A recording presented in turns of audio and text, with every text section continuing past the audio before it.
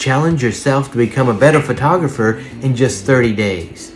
Challenge number 5. Challenge number 5 is nautical themes. Now, nautical can take on all kinds of aspects. It doesn't just have to be a boat. It could be buoys, it could be a sea shanty and things like that. But just don't take a picture of water and say that's nautical. It's more than that.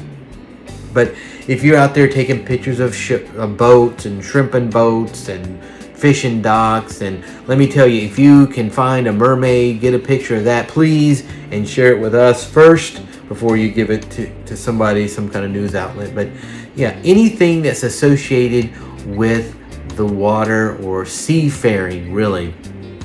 Now, if you don't live near an ocean or a sea, what can you do? Well, if you live near the river, there's a different aspect of nautical life. Maybe like in Mississippi, the river boats and things like that. Things that you would see that maybe others wouldn't see along the rivers. I'm privileged that we have an ocean and 2 or 3 rivers, and then over there we have some lakes. There's actually a town named Lake Eola. So there are lakes there where even families will go and they'll do little things. They'll, ride their little boats, remote control boats. They'll also have the paddle boats with the swans or the dolphins or the pigeons or whatever animal that is. That's kind of nautical in a way. And so just kind of think about those different aspects. And that's kind of the purpose of the challenge, is to open your mind to different things based on the theme. Here's maybe a guiding principle.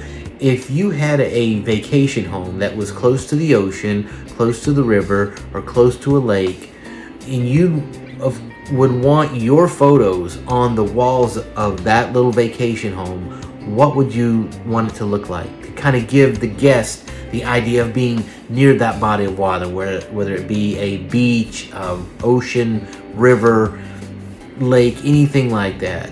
Again, that's really the whole point of our challenge, and ultimately to develop yourself as a photographer.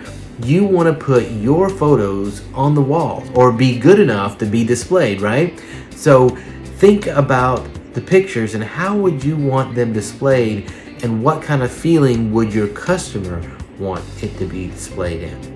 Thanks so much for following along with us on our challenge. Continue to stick with us. We have a brand new challenge tomorrow, and we look forward to seeing you then.